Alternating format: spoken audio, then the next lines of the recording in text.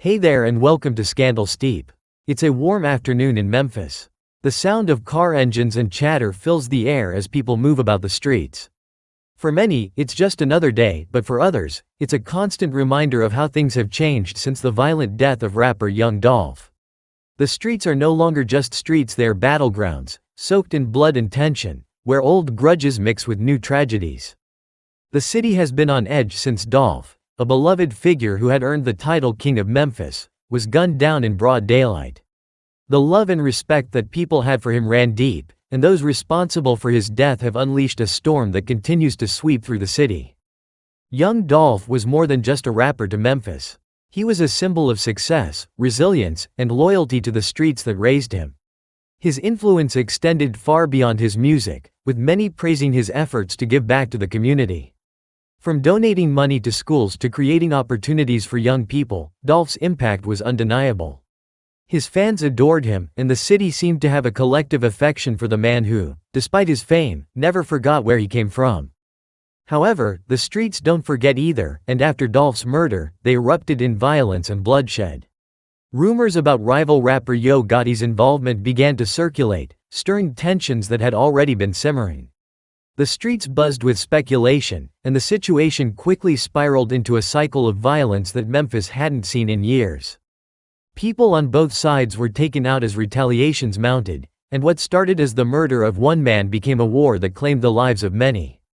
One of the first names to come up in connection with Dolph's murder was Justin Johnson, known by his street name, Straight Drop.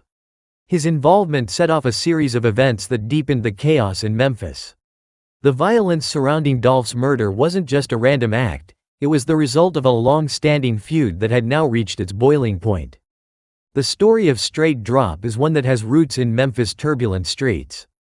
In January 2017, Johnson was involved in a shootout at a local bowling alley. What started as a heated argument escalated quickly when Johnson retrieved an assault rifle from his car and began firing indiscriminately at the building. 3 people were injured, including a woman who was shot in the thigh.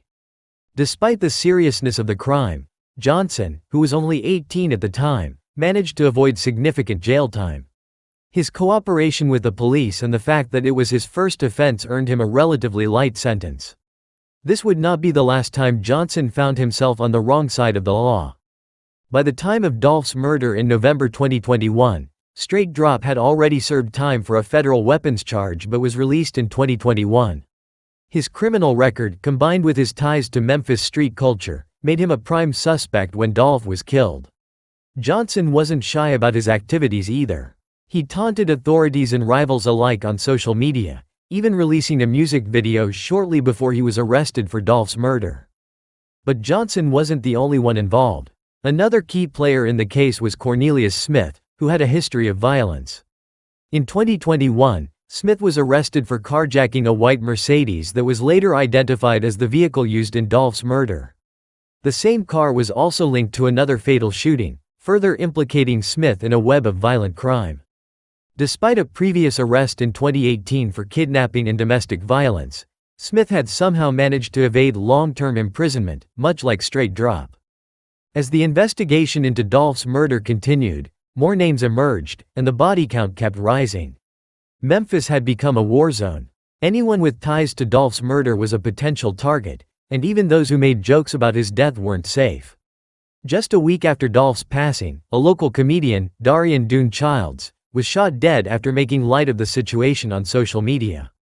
His death marked the beginning of a wave of revenge killings that would sweep across the city. Another prominent name to fall was rapper Big Mooka, a cousin of Moneybagg Yo and close associate of Big 30. Mooka was shot at an apartment complex in January 2022, and while the details surrounding his death were murky, word on the street was that his ties to Straight Drop made him a target.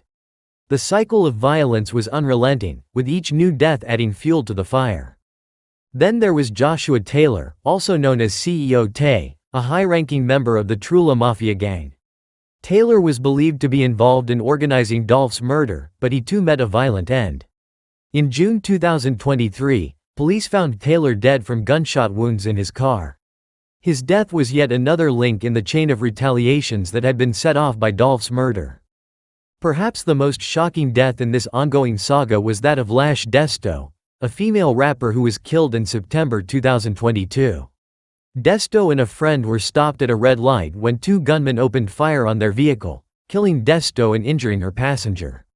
The murder shocked many, not just because of Desto's gender but because of her connection to one of the key figures in Dolph's murder, Hernandez Govan, her father. Govan was later revealed to be one of the masterminds behind Dolph's assassination, a revelation that stunned the city. As the violence continued, it became clear that this wasn't just about Dolph's murder anymore. The conflict had taken on a life of its own, engulfing anyone with even the slightest connection to the tragedy. Even family members of those involved weren't safe. In one particularly brutal attack, Black Youngsta's brother, Tanuel Benson, was shot and killed at a gas station in August 2023. Youngsta, another Memphis rapper with ties to Yo Gotti, had a long-standing beef with Dolph, and his brother's murder was seen as yet another act of revenge by Dolph's camp. The killings didn't stop there. Yo Gotti's own brother, Anthony Big Jook Mims, was also gunned down outside a funeral home in January 2024. Gotti's mother was reportedly in the car with Mims at the time of the shooting but managed to escape unharmed. Mims, however, wasn't as lucky, and his death sent shockwaves through the city. It was a clear message that no one, not even the family of Memphis' most prominent rap figures, was untouchable. Throughout it all, one thing remained clear: Young Dolph's murder had ignited a fire that couldn't be easily extinguished. The streets of Memphis were now a battlefield, with bodies dropping left and right as both sides sought vengeance. The feud between Dolph and Yo Gotti had always been simmering in the background of Memphis' rap scene, but now it had exploded into full-blown warfare, with no end in sight. As the city tries to move forward, the memory of Young Dolph looms large. His death has left a void in Memphis, one that has been filled with violence, pain, and loss.